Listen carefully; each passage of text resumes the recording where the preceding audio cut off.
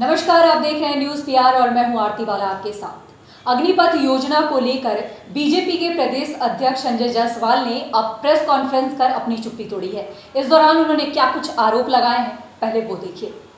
सांसद हैं, आपके चुने हुए जनप्रतिनिधि विधायक हैं, जिलाधिकारी होते हैं। अगर सरकार के पास आपको कोई ऐतराज था, कोई दिक्कत है, आप मेमोरेंडम बना करके और संबंधित व्यक्तियों को दे सकते थे। हम सब जनप्रतिनिधि हैं, हम अगर किसी को कोई दिक्कत है तो जाहिर बात है उसको लोकसभा में भी उठाना हमारा काम है, अपने माननीय नेताओं से भी उन मसलों पर बात करना हमारा काम है। लेकिन यह इतनी अच्छी योजना है कि इसके खिलाफ कहने को कुछ नहीं है। जितने लोगों को रेजिमेंट में लेना होता है, जितने सैनिकों को, या 25% करके उस तौर पे लेंगे। एक भारत में सदैव इस बात की चर्चा होती थी कि युवाओं को इसेंशियल आर्मी ट्रेनिंग देनी चाहिए। यह एक पूरी योजना थी। आप 17 से 21 साल की योजना है, 1 साल के लिए हम लोगों ने बढ़ाया।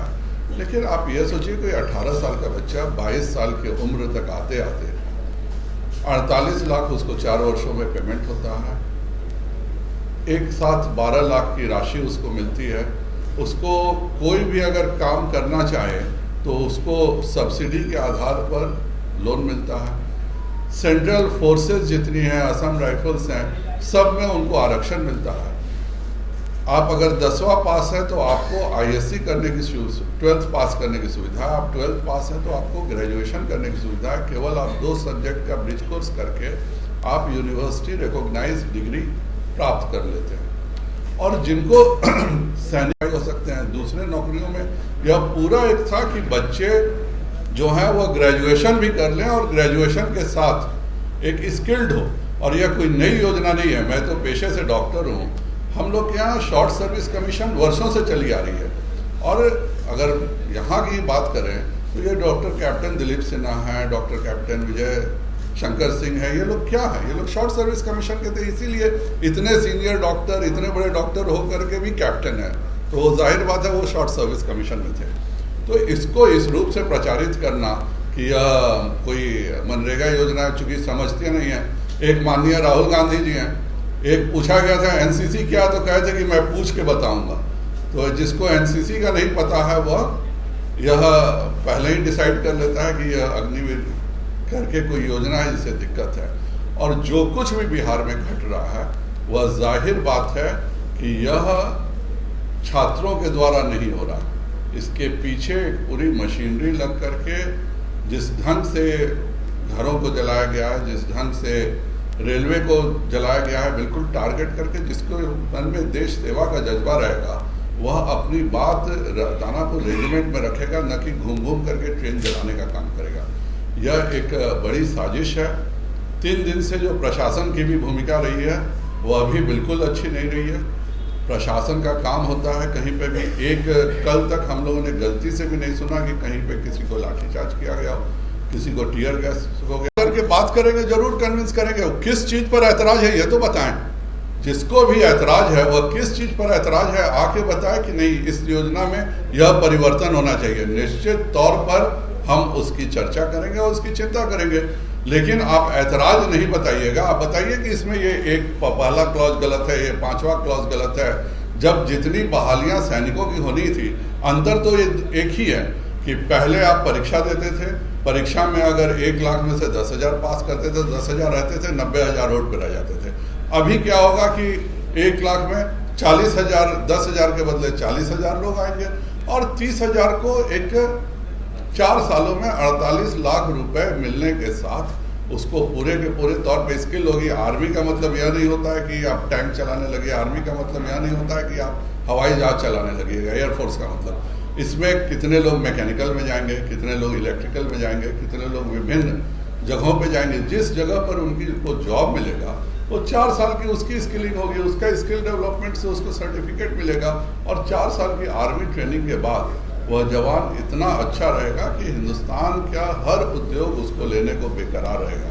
तो ये एक अच्छी योजना है। शासन से इतनी हमें जरूर उम्मीद है कि जिस तरह से टारगेट करके भाजपा को टारगेट किया जा रहा है, यह सरासर शासन की कहीं ना कहीं कमी दिख रही है और यह बहुत ही गलत बात है। इस तरह की घटना नहीं होनी चाहिए। कार्यालय की बात करें तो 300 पुलिस कर्मियों के रहते उस कार्यालय को जलाया गया। हमारा नवादा कार्यालय को भी जब तोड़ा गया तो वहाँ पुलिसकर्मी थे। तो कहीं ना कहीं प्रशासन की भी स्थिति बहुत ही दयनीय कल तक रही है। और इस तरह से प्रशासन अगर एक्टिव नहीं रहेगा, आज एक्टिव रहा है तो बहुत कुछ देखने को मिला। ये जो भी कर रहे हैं यह बिल्कुल गुंडागर्दी हो रही है। इसमें अगर किसी को नौकरी का लेकर के कोई शंका है, आके हम लोग से बात करता है। 5 दिन में एक भी सांसद नहीं है जिसने मुझसे कहा हो कि उसके यहाँ कोई डेलीगेशन मिला और उसने कहा कि मेरे को ये दिक्कत है, सॉल्व कीजिए। यह एक किसान आंदोलन का भी ऐसे ही एक अच्छी योजना को इन्होंने कर दिया। आज फिर उसी तरह से ये लोग सोच रहे हैं कि इस देश में अराजकता फैला करके विरोधी दल शासन कर सकते हैं। सच्चाई सभी के सामने आज नहीं तो कल आ ही जाती है। और इस योजना का लाभ जितने युवाओं को मिलेगा, इन सबों को केवल तुषारापात होगा। तो सुना आपने, इनका आरोप है कि अग्निपथ योजना को लेकर युवाओं को भड़काया जा रहा है। विरोधी पार्टियों के द्वारा युवाओं को बरगलाया जा रहा है। इस योजना के तहत युवाओं को एक साथ में 12 लाख रुपए मिलेगी। इस पैसे से वे अपना भविष्य बना सकेंगे।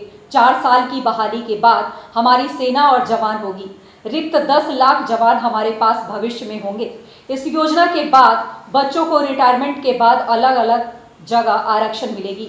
बिहार में जो कुछ भी हो रहा है उसके पीछे छात्र नहीं है, इसके पीछे योजना है। ये साजिश के तहत सारी प्रक्रिया हो रही है। वहीं पुलिस के कार्य पर सवाल उठाते हुए संजय जायसवाल ने कहा कि पुलिस की मुस्तैदी नहीं दिखी। पुलिस ने कल इस तरह के उपद्रव में बड़ी कोई कार्रवाई नहीं की।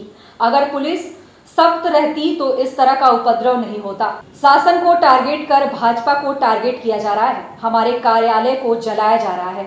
देश में सबसे ज्यादा घटना बिहार में हो रही है। गृह सचिव और डीजीपी से मैंने बात की है। मुख्यमंत्री तक इस बात को पहुंचाया जाएगा।